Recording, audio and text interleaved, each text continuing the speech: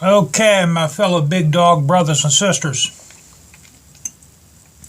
I'm going to show you how you adjust the clutch. First thing, you got to take your pipes off. These two bolts back here, these are 9/16. The ones up here are 1/2 inch. Okay, what I do is I put a towel down here. That way there, if they drop, they're going to drop on the towel, because if you lose them, I mean, there's a lot of little crevices around here where the bolts can go down in there where you won't find them anymore. Okay, now, a lot of people have a hard time getting these off. I use a piece of a 2x4 and a dead blow hammer.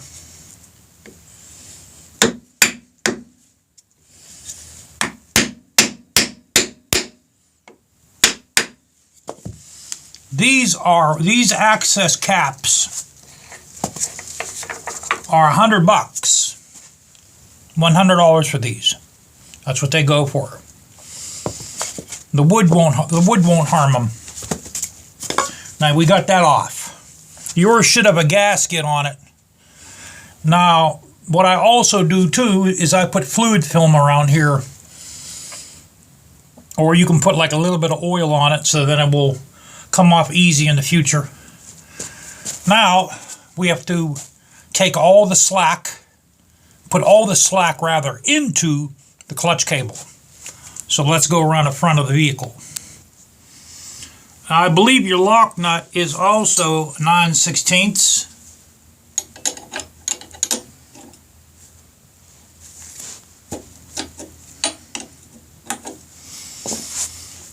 Now mine doesn't have that little rubber boot. I don't know what happened to it. It's never had it. And I really don't feel like putting it on.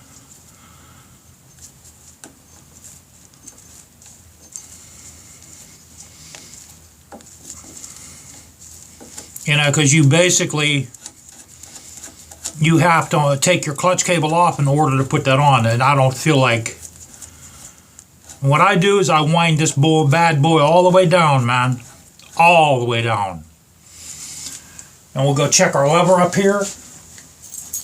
Okay, the lever's completely dead. And of course my keys just fell on the floor. Now let's come around here to the front where we were before.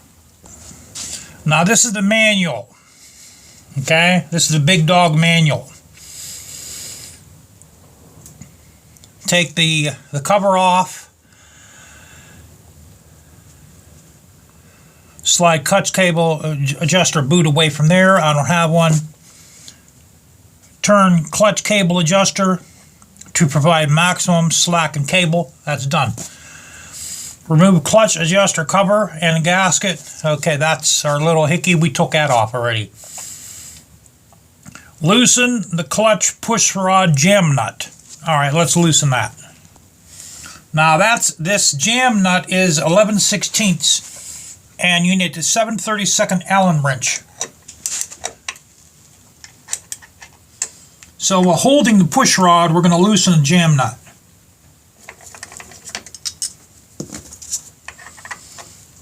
Okay, jam nut's loose. Now back to the manual. Okay. Now, it says, only light force is needed to seat the push rod. Turn clutch push rod clockwise with your 7/32 Allen wrench to remove all free play, then turn clutch push rod quarter turn counterclockwise. Then it says, keep push rod from rotating with your 7/32 Allen wrench and tighten the jam nut. Okay, let's give that a shot. All right, guys. Allen wrench in hand.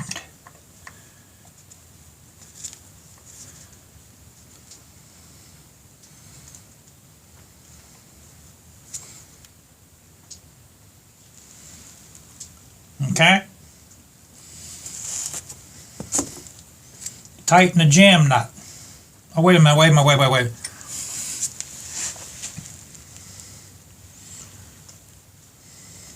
Now it says,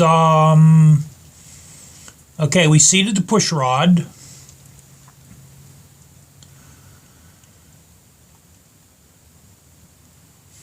By turning it clockwise, it's seated. Okay.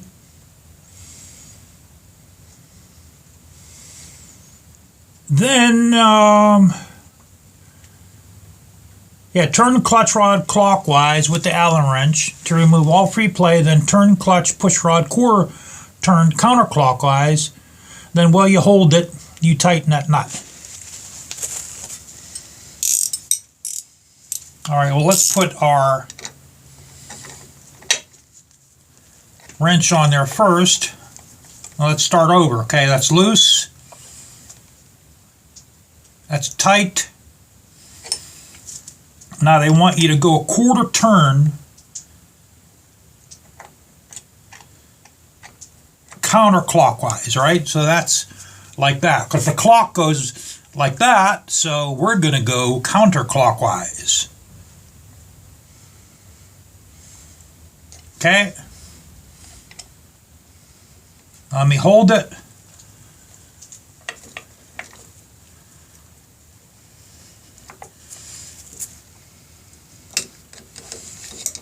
We're going to tighten this guy up a little bit without that push rod moving at all.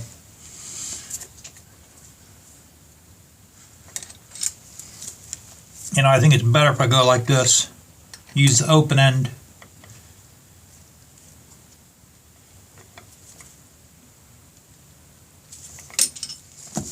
All right. Okay, now we're going to take all our slack out of our lever. Bring this back up.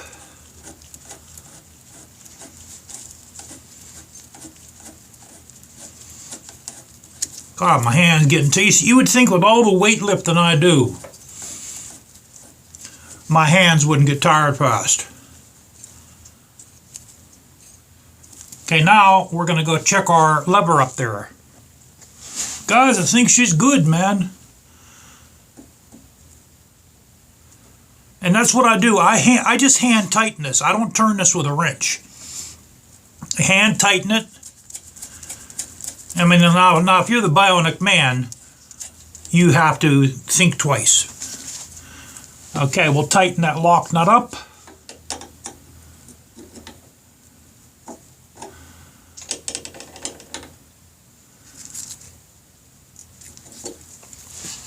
And that's tight. Okay. Now that's according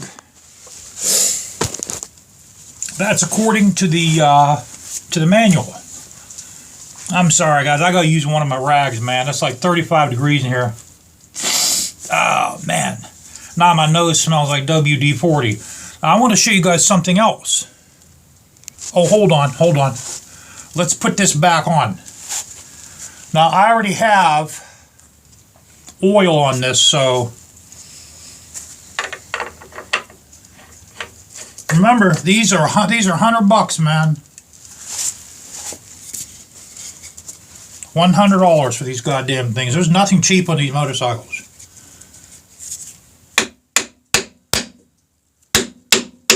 Okay, that's cool in the gang. Now I want to show you something that I found out about the headers that you got to watch out for when you put the headers back on.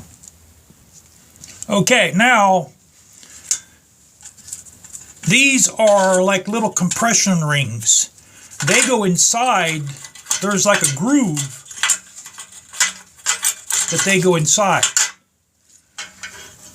This one here, the one that goes in the front cylinder, it goes right in. Now the back one, I had to actually put it in by hand because I had these on before and this flange wasn't going over my studs easily like it was the first. This is actually my third time I'm doing this because I did this the first time in the first video. I don't remember if I did this counterclockwise or clockwise. Then believe it or not, I actually made another video last night. I did this last night. I actually told myself, okay, now quarter turn counterclockwise. And what do you think I did? I turned it clockwise. So while I'm laying in bed last night, I'm ready to download the video. And I'm looking, I'm saying, you know what, why did I turn that clockwise? So it's now about 9 o'clock in the morning, and we did this again. This is actually the third time that I'm doing this. So it's the third time I took these pipes off. And that's when I put these on the first time, that flange went on with no problem. Then the second time, that's when I found out about these little compression rings that go into the groove in your exhaust flange. So that's something you gotta make sure they go in easy, or if you can, just put them in before you put the pipes on. And that's about it, guys. I'm gonna throw these back on, and we'll test this out a little bit. Remember, that's what, according to the manual, that's what the manual says.